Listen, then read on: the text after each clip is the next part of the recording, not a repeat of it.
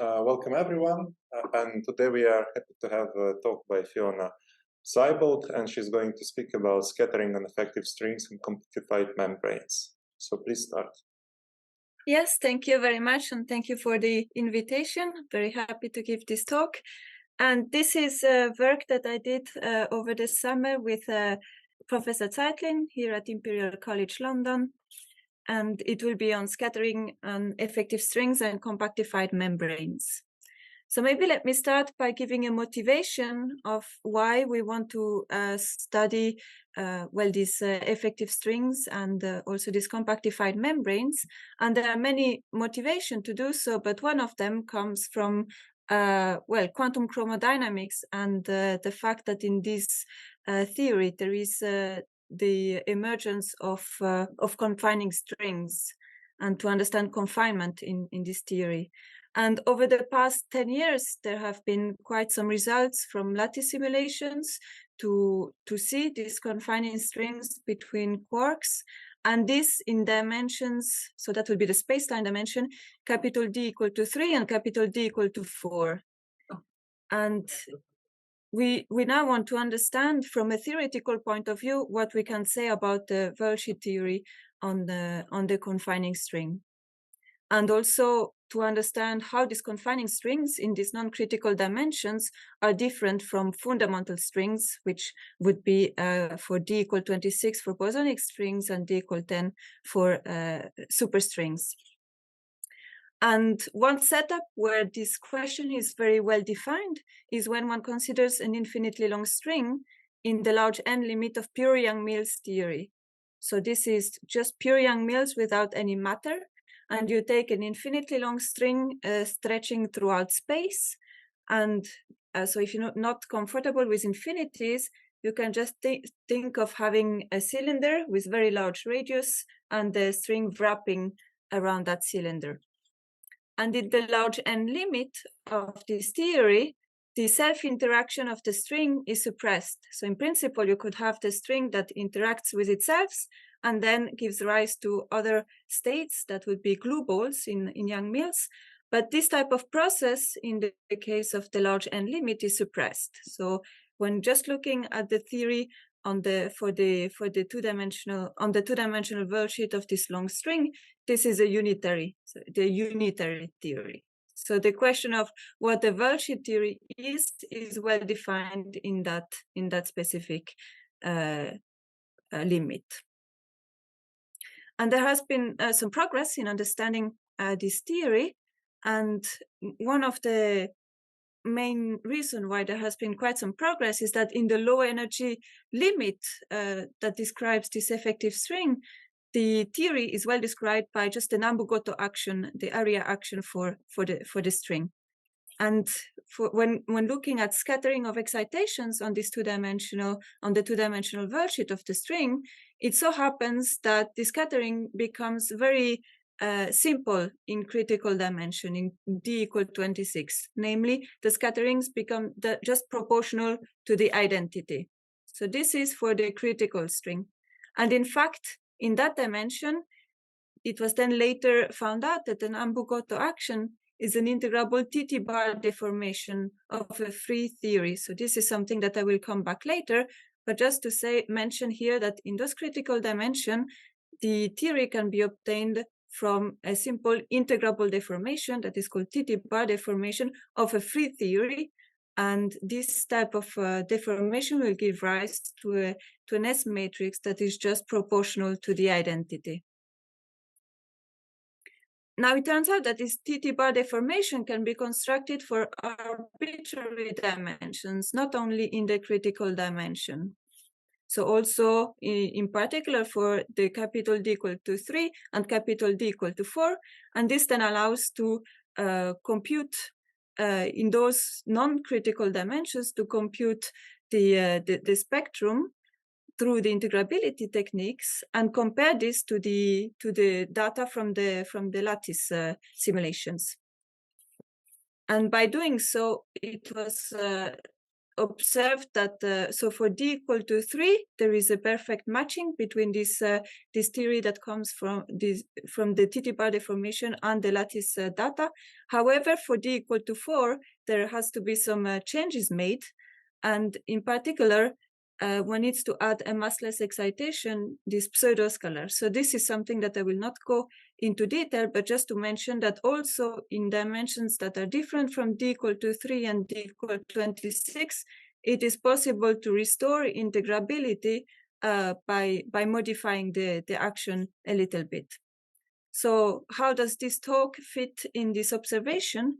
So in this talk, we will consider the membrane action. So when we have a world volume instead of a worldsheet for standard strings. And we want to investigate what happens with integrability and what is the S matrix for this type of theory. So the plan of the talk is the following. So first I will start with some generalities about S matrices for integrable theories in 2 dimensions. So I will tell you what to look, which structures to look for in order to decide whether the theory is integrable or not. Then I will review what has been done for the Nambu-Goto string. So what is the S matrix and the relation to integrability? So this is work that has already been done before. And then I will move to the presentation of the work that I did with Arkady. And this is presenting then the S matrix for the 3-dimensional membrane. And finally, I will discuss the relation between this type of theory, so for the membrane action and integrable TTbar deformation, and finish with a conclusion and an outlook. And yeah, since it is an online talk, I don't know exactly what to do with questions, but if you have questions, perhaps you can just ask or wait until the end as you want. Can I ask one thing? Yes. So what does it mean, like S matrix on Nambu-Goto string? Does that mean that you have a string and you scatter some other things against it, right? So this is something that I will just come at now. But yes, so you have the long string, you have a 2-dimensional worldsheet, and you look at excitations that propagate on this 2-dimensional worldsheet. And you want to obtain the S matrix that governs this type of scattering. But yeah, maybe it will become clearer once I explain this first part of the talk. But if it's not clear, please ask again. Yeah, okay. Then another thing is this item 4. Does that mean that you're going to do TTbar deformation in 3D, right? No, so indeed, so TTbar deformations are only well defined in 2 dimensions. So here, the strategy is, in order to study the integrability of the theory, is to start from the 3D action and then compactify, because the tools that I know in order to decide whether a theory is integrable, or also the tool I know to construct integrable theory through TTbar, this is specific to the 2 dimensions. So this is the strategy. First start from 3D compactified to 2 dimensions, and the TTbar will be done on the free on a free theory with an infinite number of massive fields in 2D and deforming that. Okay, thank you. So first let me start by specifying the conditions on the S matrix for a 2-dimensional integrable theory. So a 2-dimensional integrable theory has many hidden conserved quantities that constrain the scattering that can occur. And there are some very important constraints on the S matrix. And one of them is that there cannot be any particle production. So the number of incoming particles is the same as the number of outgoing particles. Then there are only transmitted momenta. So the set of incoming momenta is the same as the set of outgoing momenta, but the momenta can be reshuffled among the particles that scatter. And finally, an important condition is the condition of factorization, meaning that an n-body scattering event can be factorized into a sequence of 2-to-2 scattering events. And this factorization then, so this tells us that for an integrable theory in 2 dimensions, the important quantity is the two-body S matrix. So when there are 2 incoming and 2 outgoing particles. Furthermore, because, for instance, factorization can occur in different ways. For instance, for the 3-to-3 scattering, there are 2 ways in which the process can be decomposed into 2-to-2 processes. And these are the 2 pictures on the left and on the right of this slide. And consistency then requires these 2 different ways of decomposing the scattering to be equivalent, and this then imposes a constraint on the two-body S matrix. So this left-hand side should be equal to this right-hand side, and this goes under the name of quantum Yang-Baxter equation. So in a 2-dimensional integrable theory, the important quantity is the 2-to-2 scattering matrix, and this 2-to-2 scattering matrix needs to satisfy this quantum Yang-Baxter equation. Something that I mention here, because it will be relevant for the rest of the talk, is that, so this is for the exact S matrix, which can be decomposed into an identity part that represents just the behavior without scattering. In perturbation calculation, these interaction parts, these interaction contributions can be computed perturbatively, and there will be a 3-level contribution here represented with this T0, and the 1-loop contribution T1, and then so on for higher loops. And here the expansion, so there is a coupling in the theory, and the expansion is done in the string tension. And this quantum Yang-Baxter equation that is valid to all orders, then if one is just interested at, for instance, up to 3 level, there will be an equation that is now the classical Yang-Baxter equation that needs to be satisfied by this T0. So those should be T0. All right, so this is the equation that the 3-level, for instance, the 3-level S matrix needs to satisfy in order for the theory to be integrable. And then for higher loops, one would need to change that, but order by order, one can obtain what the equations to be satisfied should be, started from the quantum Yang-Baxter equation. So now that we understand what to look for to have integrability, let's look at the S matrix on the Nambu-Goto string. And here I will specify what I mean by this. So the starting point is the Nambu-Goto action that I write here, that is proportional to the area that is swept out by the string. So this would be, when considering the string, the case of the membrane. So here the worldsheet coordinates are denoted by sigma alpha, and alpha goes from 0 to little d minus 1. So little d would be the dimension of the surface. So little d equal to 2 for a string, or little d equal to 3 for a membrane. And then there are also target space coordinates, the capital X mu, with the target space index mu going from 0 to capital D minus 1. And capital D here is the target space dimension. And okay, so in the action, there is also an overall constant, which is the string tension or membrane tension. And throughout the talk, I will be interested in the string. So when little d is equal to 2, the membrane, when d equal to 3, and arbitrary space-time dimensions, capital D, so that I can really describe effective strings, not necessarily critical strings. Through parametrization invariance, and if I want to compute the S matrix, I need to get rid of that.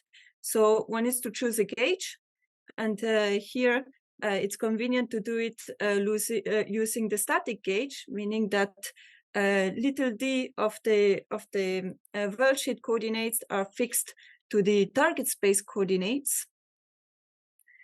And this leaves us with capital D minus D transverse coordinate xj, and I'm interested in the scattering of these transverse coordinates. So xj, they represent excitations in the transverse direction, and I can scatter, for instance, two excitations that are in the direction of in two different target space directions, and the scatter, and I want to know what is the S matrix associated to this process. So in order to do that, one needs to expand the action in the number of fields. So this will give a free contribution, this L2, that is just a free, the Lagrangians for a collection of free bosons. And then there is an interaction term. And in this interaction term, there are two types of structures that arise depending on how the target space indices are contracted. And here, so following the literature, it's convenient to put some arbitrary coefficients C2 and C3 in front of these two contributions. But when doing the calculations from the Nambu-Goto action, this imposes some constraint on what the values are. And this is so that the theory is actually non-linearly realizes the full target space Poincaré symmetry. But sometimes to look at to see the simplifications that occur for those specific values of the coupling, it's useful sometimes to keep them unspecified. So one is interested when there are two incoming particles with momentum P1 and P2, two outgoing particles with momentum P3 and P4, and they can have different space-time indices ij, k, l. And to compute the scattering, so in the standard, in the usual way, one introduces the Mandelstam variables S, T, and U. The scattering amplitudes, because of the SOD structure, so the target space index on the field, it decomposes into three terms, A, B, and C. So here B corresponds to a diagonal scattering. A would be the annihilation part, and C is the reflection amplitude. And of course, there is the delta function on the energy momentum. And so here the amplitudes A, B, and C are related through crossing relations. So B is A with S and T exchanged, and C is A with S and U exchanged. So for most of the calculations, it will be sufficient to just look at one of these coefficients, for instance, A, and then B and C can be obtained through these crossing relations. All right, so this is the result then for the tree-level amplitudes for A, B, and C. And one sees that, so this is this type of calculation can be done for any little d, so for the string and for the membrane. But in 2 dimensions, one also needs to take into account that there is only one independent Mandelstam variable. And it is convenient here to take the branch where S is positive, T is set to 0, and U is minus S. Then these amplitudes simplify, and also it is one sees here that there will be simplifications that occur when considering the coefficients C2 and C3 that correspond to the Nambu-Goto action. In particular, one sees that the amplitudes A and C vanish, and one is left only with the amplitude B, which is the one that is proportional to the identity. So at tree level, the amplitude, the scattering amplitude, is proportional to the identity. So it's useful to look at what happens at one loop, whether this type of structure is retained there. And at one loop, so there are the 3 or usual bubble diagrams that one need to consider. But this gives rise to many different Feynman diagrams because there can be various ways in which the target space indices are constructed for each vertex. So there are these two types of vertices for each vertex that need to be taken into account. So to show the results, to be more concise, I will specialize to the Nambu-Goto coefficients, so the special values for C2 and C3, and the calculation is done with dimensional regularization.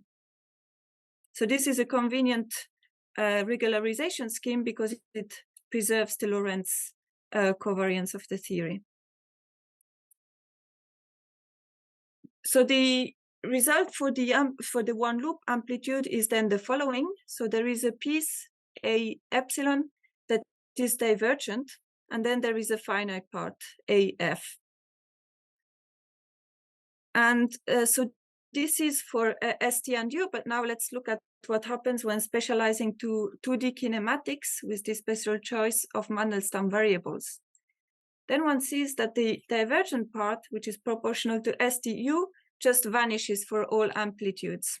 So it vanishes for all amplitudes because for B and C, when we need to exchange S and T or S and U, but STU is symmetric under this, this transformation.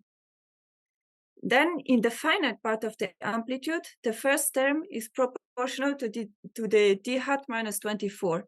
And d hat was the number of transverse fields, which was capital D minus little d. And for 2 dimensions, this is capital D minus 2. So this is this term that is proportional to S power 3 is in fact given by capital D minus 26.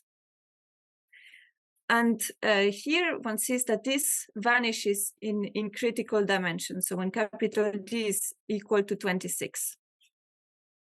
For the second term, this is proportional to STU, which again, because of the same argument, it vanishes for all the 3 amplitudes A, B, and C in 2 dimensions. So the only term that remains is the last one, that here for the amplitude A is proportional to T and U, and so it vanishes for A, it will also vanish for C, but it will not vanish for B.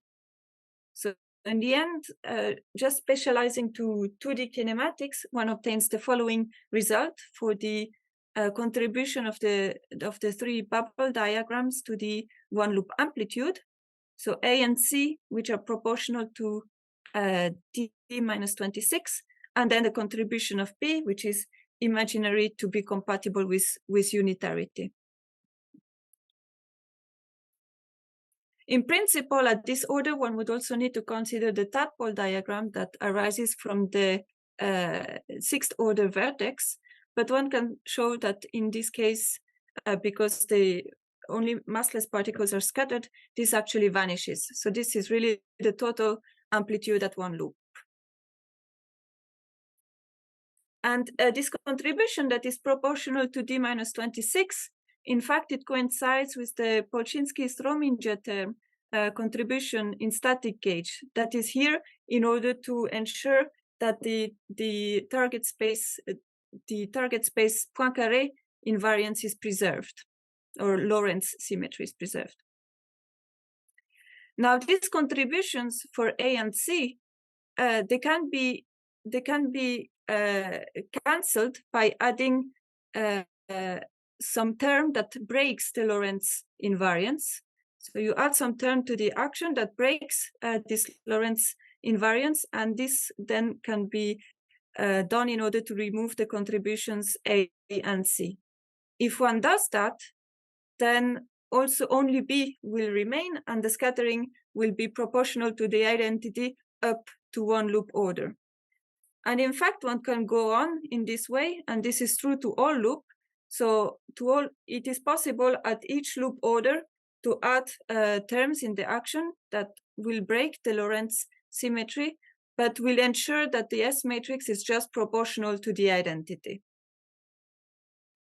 So the conclusion here is that there are 2 families of theories.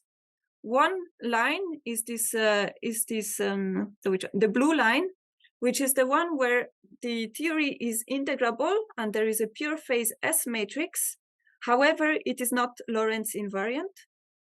And the other line of theory is the one where Lorentz invariance is preserved. So this is always the Lorentz invariance of the target space, the full SO 1D minus 1 symmetry, which there this Lorentz invariance is preserved, but it is not, the theory is not integrable because there are these two non-vanishing terms A and C in the scattering. And in d equal to 3 and d equal to 26, these two theories coincide. So this is for this part on scattering. So I hope now it's clear what are the particles that I scatter. So those are these transverse excitations on the worldsheet. And another way of thinking about this is just from symmetries. When one has a long string in flat target space, then this long string breaks the target space Poincaré symmetry down to the rotation in transverse direction and Lorentz to the Lorentz symmetry. And associated to the symmetry breaking pattern, there are this capital D minus little d Nambu-Goto bosons, and those are the fields that I scatter, and I want to understand the scattering, the S matrix. One question. Yes. So when you say integrability does not hold for this line, d-dimensional target space Lorentz invariance, you mean that Young-Baxter equation is not satisfied? So what in the presence of A and C? So suppose you have trivial A and C. Yes. And, well, then in principle, you cannot, A. Sorry. You cannot pick up these coefficients C little. You call them C2, C3, something like this, right? That the Young-Baxter equation will be satisfied. There is no choice except the one which preserves Lorentz invariance. No, indeed, there is no choice that would lead to an integrable model. And Young-Baxter is not satisfied, and also the amplitude A. It means if it is non-vanishing, it means that you can have excitations in one direction that scatter and give rise to two excitations in two different directions. And this is typical of a non-integrable theory. Okay, thank you. Yes.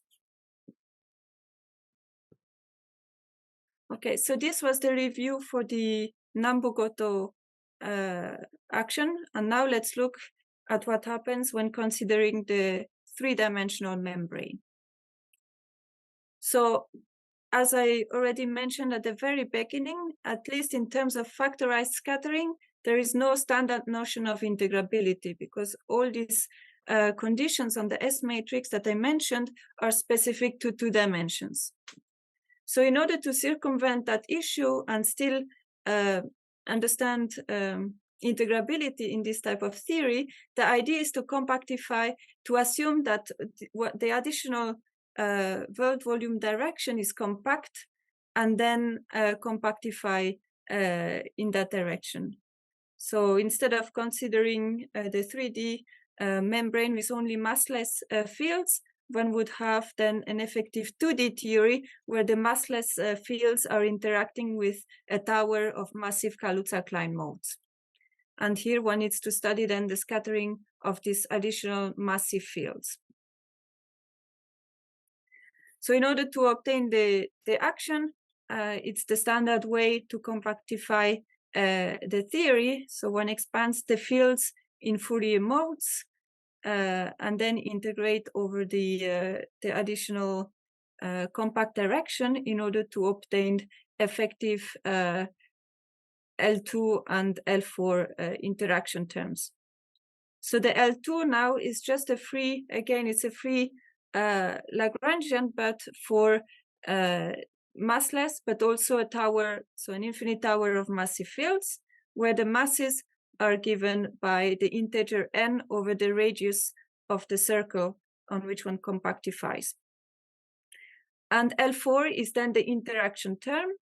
And similarly to the Nambu-Goto case, there are two terms with different target space indices, well, different types of contractions that arise. And similarly to the case in the Nambu-Goto case, I put this coefficient C2 and C3 in front. But this, instead of just being derivatives of the fields, they will also involve the fields themselves and the masses.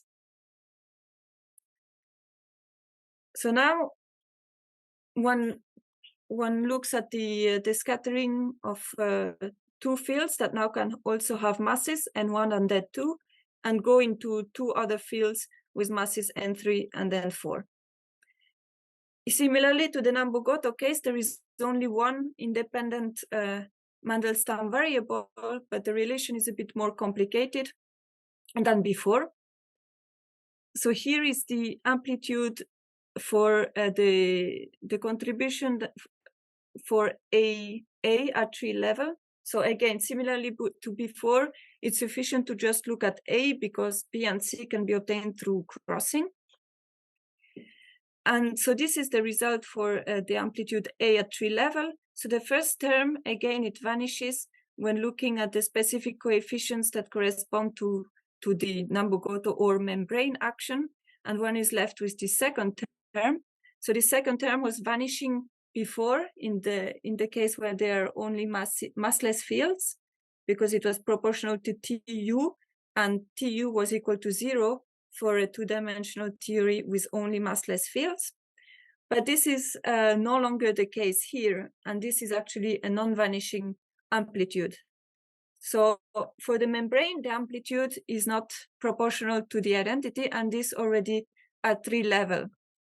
Furthermore, one can have what is called particle transmutation, meaning that two particles with masses N1 and N2 can go into two particles with different masses N3 and N4. And this is in fact forbidden in an integrable theory, and one can indeed check that the Yang-Baxter equation is not satisfied. So the lesson that we learn from this is that the compactified membrane theory is already non-integrable and is already at tree level. So this is in stark contrast with what we see for the Nambu-Goto action. So, but let's push on and compute the one loop scattering amplitude in this theory to see whether it's finite or plagued by some UV divergences. So for the one loop amplitude, again, one uses dimensional regularization. And here, so we specialize to the case in which the external legs are massless particles and massive fields are just propagating in the loop. And here I show the calculation for fixed n. So for one particle with a fixed mass propagating in the loop. And there are, again, two types of contributions. One is the term that is proportional, is divergent, and then there are finite contributions. And here, one difference with respect to the Nambu-Goto case is that there the amplitude was only polynomial in the Mandelstam variable S, but this is no longer the case here. And there is this non-polynomial function Qn of S that appears. And this is also an indication that the theory will not be integrable, or at least not given by a simple phase factor, so the same phase factor as in the Nambu-Goto case. So this is for the amplitude for one massive particle in the loop, and in order to obtain the total amplitude, one needs to sum over all possible masses.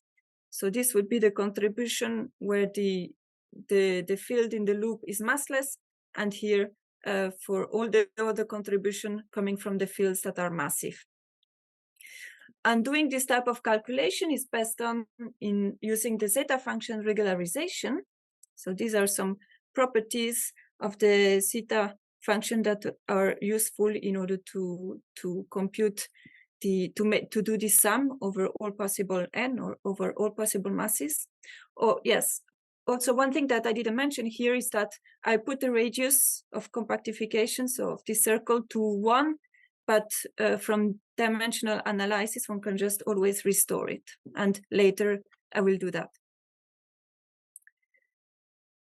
And in order to decide whether the amplitude is finite or not when doing this resummation, one needs to look at the asymptotic behavior of this function q n of s when n goes to infinity. And this is here I write what its behavior is. And when one takes into account this behavior, then one sees that the total amplitude, while it is non-polynomial in S, it is actually finite, and the divergent piece cancels.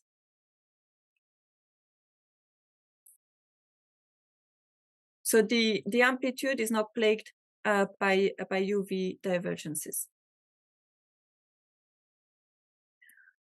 And now, so let me restore the radius of compactification and look at some limits of this amplitude.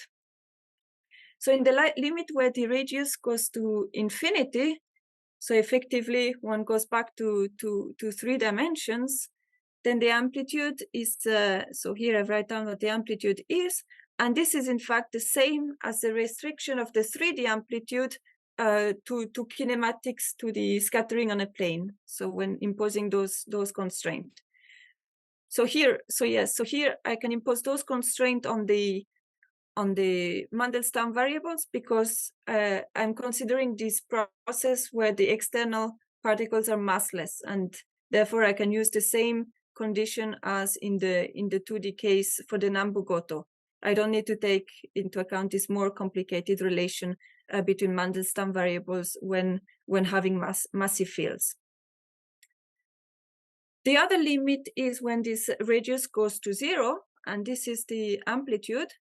And so here the second term is exactly the same as the contribution from so what one sees in Nambu-Goto. One could be worried about this first term, which is divergent, but in fact, in this theory, one needs to really include this tadpole contribution that was vanishing for the Nambu-Goto case, but here it doesn't vanish because there are also massive fields involved. And when the contribution from this diagram will exactly cancel this divergent contribution. So when sending the limit, the radius to 0, one recovers the result from the Nambu-Goto action. All right, so now let me come to the relation of these theories, in particular when the theory is integrable, to TTbar deformations.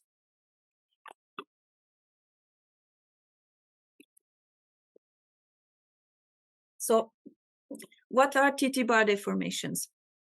So this is a 1-parameter deformation that is constructed from the energy momentum tensor. So T here stands for the energy momentum tensor, and this type of deformation can be applied to any 2-dimensional quantum field theory that has such an energy momentum tensor. And one way of seeing it, this type of deformation, is that the Lagrangian or action of the theory needs to satisfy a differential equation. So the Lagrangian now depends on the deformation parameter lambda, and taking the derivative of the Lagrangian with respect to lambda should be equal to this operator, to the determinant of the energy momentum tensor, computed for the associated to the Lagrangian with deformation parameter lambda. So a way to see this really is to look to start from some undeformed theory. So when lambda is equal to 0, and look at an infinitesimal deformation. So L, when slowly turning on the deformation, will be given by the Lagrangian, the undeformed Lagrangian, now perturbed with the TTbar operator. And here there should be a delta L in front, delta lambda in front. And then, so this then gives the Lagrangian for the small perturbation, And the step now to obtain the next order is to compute the energy momentum tensor for this deformed theory, see what this operator or TTbar is, and then add this contribution. And in this way, one can iterate to all orders and get a finite expression for what L of lambda should be. So this type of deformation can be applied to any two-dimensional theory with an energy momentum tensor. When it is applied to a conformal field theory, then the theory after the deformation may no longer be a CFT. And so the deformation is irrelevant in terms of RG flow. So when starting from a theory in the IR, one starts flowing towards the UV. And this operator O TTbar is well defined quantum mechanically. So one could be worried about the fact that they are in this operator, there are two operators that are taking at coincident points, which could lead to singularities. But this type of operator is it has been shown that it is well defined. Now, the effect of such a deformation on the S matrix is quite simple. So the S matrix of the undeformed theory, that here I call S naught, is just dressed by a phase.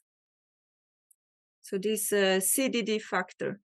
And if one requires the theory to also be unitary and crossing, of course, there will be also a constraint on what and this phase satisfies these constraints of unitarity and crossing. And here, so if S naught is the S matrix of an integrable theory, so if it satisfies the Yang-Baxter equation, then so is S of lambda, because the Yang-Baxter equation is basically it's blind to this overall CDD factor. So even if the theory is interacting, is more complicated, has this S matrix, it can still be solved exactly using integrability techniques. So let's now look at a specific example to see the relation between TTbar deformations and string theory. So if one starts with the Lagrangian for a collection of free bosons, which is the L2 that I had coming from the Nambu-Goto action in static gauge. So iterating this deformation, one gets a finite, an expression for L of lambda, for a finite deformation parameter. And this is the result. And this action, so this square root is reminiscent of the Nambu-Goto action. And in fact, this is related to the Nambu-Goto action in static gauge. So what is within the determinant here is the same expression as one gets when looking at Nambu-Goto in static gauge. And this is compatible with what we saw at from the perturbative calculation, because this S matrix, so from the theory of TTbar deformation, this S matrix is known to correspond just to this phase, and this is compatible with the observation that the perturbative S matrix, at least when allowing for these terms that break Lorentz invariance, then also the perturbative calculations give an S matrix that is proportional to the identity. So now, so this elucidates a bit the reason or the relation between Nambu-Goto, the Nambu-Goto action in static gauge, and the fact that it is integrable and its S matrix is given by a pure phase in critical dimension, and the relation is precisely through TTbar deformations. And now the idea is that, so since the membrane action, so when compactifying down to 2 dimensions, this theory is not integrable.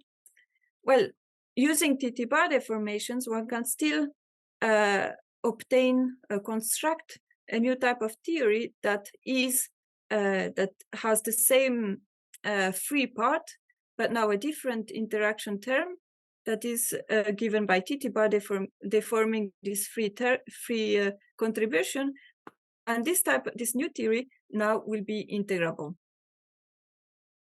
So when starting from L, so from the Lagrangian that is given by the infinite collection of massive fields, one can TTbar deform it, and here, so when trying to do the TTbar deformation for finite lambda, this is rather difficult. So solving this differential equation for the Lagrangian, this is quite difficult. But here, in order to compare with the results from the membrane theory compactified to 2 dimensions, it will be sufficient to just look at the leading term, so just some infinitesimal deformation. In that case, the Lagrangian is given by the free part plus this now this OTTbar operator, and this OTTbar operator then gives a new L4, so a new interaction term. So when computing, so one just needs to compute the energy momentum tensor for the free Lagrangian, construct this operator OTTbar, and this gives this interaction term that I write here, L4. So this interaction term L4 looks a bit different from the interaction term that we had previously for the compactified membrane.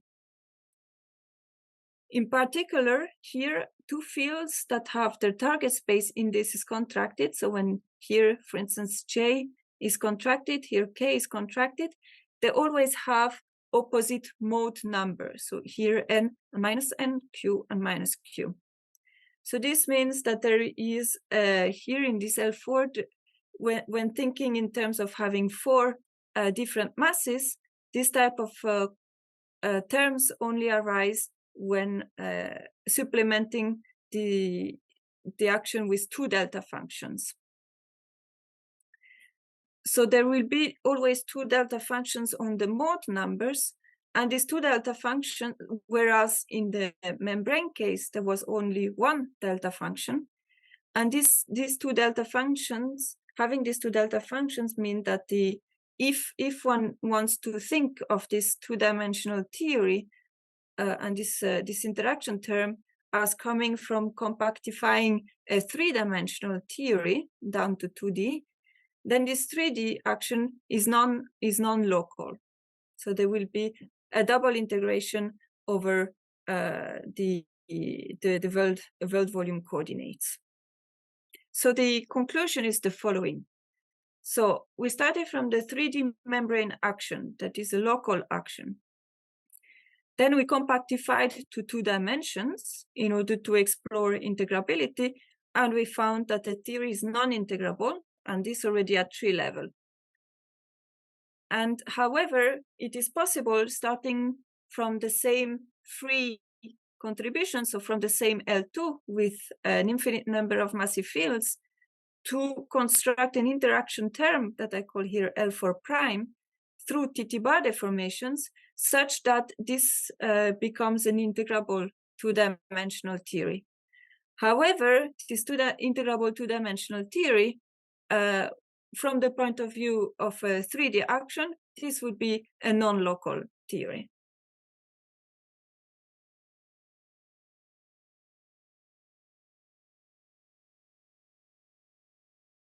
So are there questions about this? By the way, is it going to be Lorentz covariant? This last one. It feels like depending on how you like. No. So no. So the TTbar deformations, they are theory that are not Lorentz invariant, like not capital D dimensional Lorentz invariant. They are only Lorentz invariant in capital D equal 26 and capital D equal to 3. Mm-hmm. But does the result, like when you do compactification, you start from 3D and then you choose one of the dimensions, right? And then you compactify it. Yes. So this theory, this one has a target space Lorentz invariance. Mm-hmm. The one that is non-integrable. Oh, yeah. Okay, thank you.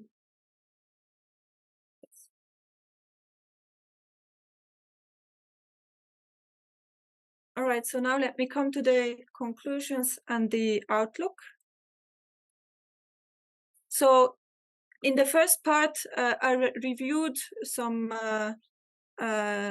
results that were obtained by other people, especially so the group by Sergei Dubovsky in New York, where they elucidated the relation between the effective field theory of confining strings, the Nambu-Goto action, and later it was also discovered the relation between Nambu-Goto action and TTbar deformations.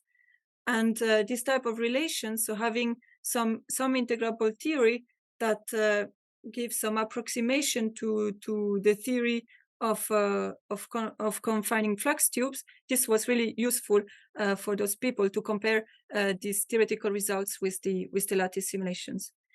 And here we looked at another theory. So we wanted to look at what happens when considering a 3D, so a world volume theory rather than a worldsheet theory.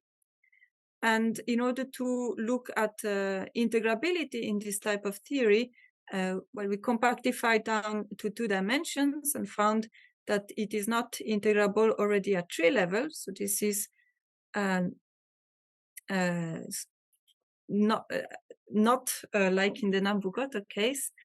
And for the scattering amplitudes, the limit when the radius of compactification goes to 0, it reproduces the Nambu-Goto amplitude. In the limit where it goes to infinity, it reproduces the 3-dimensional amplitude, but restricted to a plane. And we also constructed an integrable theory that has the same free spectrum as the compactified membrane, so meaning an infinite tower of massive fields, that is, and this theory is integrable. So what are some further questions that one can answer? So one is, what about superstrings and supermembranes? So all of this was at the bosonic level, and there were some simplifications in the critical dimension. And well, in that paper that I mentioned here, the analysis of integrability for effective superstrings was initiated, and so also there it seems that the critical dimension, so d equal to 10, would be singled out, but the relation, for instance, to supersymmetric TTbar deformation, so this has been discussed a little bit in the literature, but it's not completely clear. Another possibility is to look at curved target spaces. So all of what I said here is for flat target space, flat Minkowski space, but one can also look at strings or membranes in curved spaces. And this would be useful in order to provide further tests of the ADS CFT duality for the ADS. So in the case where the ADS is in 4 dimensions and CFT is in the CFT is in 3 dimensions, because there's strings on ADS4 cross S7, they are or membranes on the background are supposed to be dual to the Chern-Simons-Mathe gauge theory, and doing this type of calculations, the scattering amplitudes, or this would provide further tests for this duality. Another question is how to systematically incorporate non-integrable corrections, in the sense that the Nambu-Goto action and even the approximation by a TTbar deformation is just an approximation. So there are also, when one starts going to higher energies, there will be other contributions to the action that involve the extrinsic curvature, and those will break certainly the integrability of the model. So how can we incorporate these non-integrable effects in a systematic way in order to obtain predictions about the worldsheet theory for confining strings? Another possible direction is to look at deformations of ADS-CFT setups with confining strings, in the sense that N=4 super young males is a CFT that does not admit any confining string, but other backgrounds that deform the conformal symmetry, they do. So also looking at this type of setup would provide new information about confining theories. So that's all. Thank you for the attention, and please let me know if you have questions. Thank you. Are there any questions?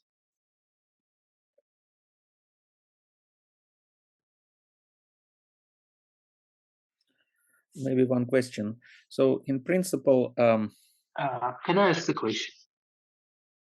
Okay. Okay. Can I ask the question?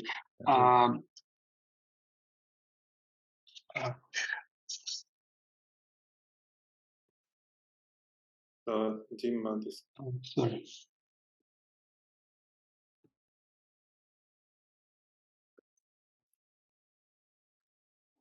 Okay, let's wait when Dima will come back. He will ask question. And meanwhile, another one. Okay, can I ask? Can you hear me? Yes, yes. Okay. So in principle, we observe Lorentz invariance in 4 dimensions. So we might not, from the very beginning, to require the Lorentz covariance in variance in 26 in critical dimension. Maybe it's possible to consider such setup where you keep up arbitrary coefficients concerning, well, which sort of deform the dimensions which we don't see, and only 4 dimensions. And in other words, you arrange the coefficients in such a way that you keep only 4-dimensional Lorentz invariance. Maybe this might change something and allow you to play a little bit with this integrability. Let's see. I understand. The usual string requires critical dimension, but this is because you insist on the Lorentz invariance in D dimensions, while we are living we observe 4-dimensional world, and this is what we have to see. So it would be like looking at, like, keeping this term here in purple and see if there's some combination of C2 and C3 that would cancel this additional term. Yeah, something like this. No, but that's known what one's supposed to do. So you just need to add some extra counter term. Yeah. So it's a different different question which one asks. So certainly these people, they are aware of 4 dimensions and Lorentz invariance. So what they say that you at low energies you will still have terms which you get from Nambu action, but then you need some extra counter term, like the one which you add, like Liouville kind of thing, or Polchinski-Strominger term. Well, you mean but this would be for you consider just non-critical string, is it? Yes. Okay. Well, you add a counter term with coefficient which is like D-26 times something, which will still allow you to maintain Lorentz invariance effectively in 4 dimensions. Yes, but doing that, I mean, this breaks integrability. You cannot have both. Yes. Okay. So this is not integrable, you say. Okay. Yes. Yes. However, in D = 4, so by modifying the action in some other way, it is still possible to restore integrability while preserving Lorentz invariance. And this is this axionic string ansatz that I didn't go into more detail here, but it is possible. And when you deform a free action with infinite tau of massive fields, the full deformation is not known, so you consider it only at leading order, right? The Yes, full deformation. So it's different from Nambu-Goto. Yes, indeed, because already when considering just one scalar instead of like one massive scalar, one gets something that is more complicated than Nambu-Goto, and yeah, it's rather difficult to obtain. Thank you. But still, the comment, so it is still interesting that you can have formally an integrable model with infinite number of fields in 2 dimensions. Though, as Fiona said, if you look at it as a compactification of 3-dimensional theory, it's not Lorentz invariant in 3 dimensions, and it's non-local in 3 dimensions. Essentially, because you're deforming by 2 stress tensors, and each of them are, they effectively are 2-dimensional, right? And they don't have uplift. The stem doesn't have local uplift to 3 dimensions.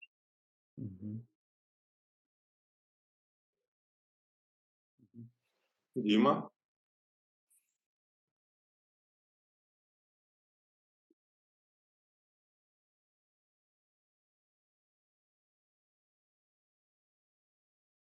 I think he's frozen still. Yeah, he's frozen again. Okay, I just wanted to ask one probably terminological thing. So I didn't understand why you call some things proportional to or being identity, while there are something like S squared, S cubed. Do you mean in some additional indices? Or? So I mean in the target space Lorentz indices. So here S0 would be the identity, and it is just an overall phase, an overall phase. Like the identity in terms of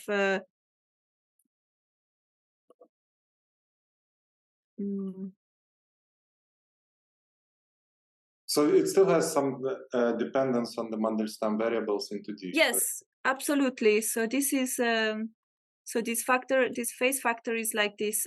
So it depends on the Mandelstam variable, but it is proportional to the identity. So in terms of the, for instance, in terms of the target space indices, it's only the term proportional to delta ik, delta jl, which is the only term also that that is there for the undeformed theory, or just for like a theory of free fields. So it's just addressing this identity with some exponential that depends on the Mandelstam variable.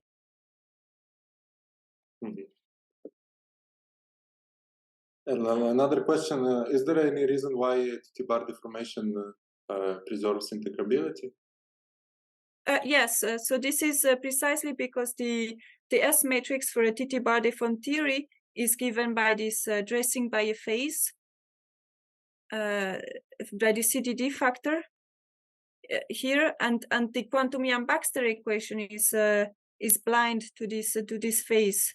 So it will always, so if S0 satisfies the which is the undeformed, the S matrix associated to the undeformed theory, if this one satisfies the quantum Yang-Baxter equation, then also this S lambda, which is the S matrix for the deformed theory, will satisfy the quantum Yang-Baxter equation. So this is one answer to the question. Yeah, thank you. And also for TTbar deformations, they are like the energy levels of the theory. They obey a precise equation, and so this is also related to the integrability of the theory, because they obey this precise equation. One can just solve the theory for the undeformed TTbar, and then implement on top those differential equations. Oh, okay, thank you. So Fiona, so suppose you have four scalars with different masses, and you start with free theory with 4 scalars with different masses. So TTbar is supposed to be still preserving integrability. So that will probably be because of very fine tuning between different masses, right? So let's see. So if you start with 4 Just with free different- theory with 4 different masses. Yeah, it's exactly what you have here, Yeah. but you're not summing over n. You just have 4. So presumably, this will be special case of that story, but without summing over n. So that's my question: is what does the sum over n? At tree level, it does not much, but at one loop, it does something. No, but it's just an abstract question, but it should preserve integrability. It's just an yes, absolutely. It's interesting to see how that happens, because when you have different masses, in general, it would be quite non-trivial to see how you have no non-trivial scattering. Yeah, but I think what happens here is that there will always there will be a constraint that like if one has n1 masses n1 and n2 entering in the scattering, then also the outgoing will be n1 and n2 from the structure of this 4-point vertex. Okay, yeah.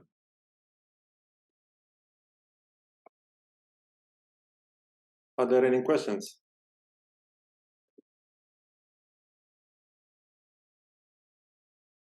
Okay, then let's thank the speaker.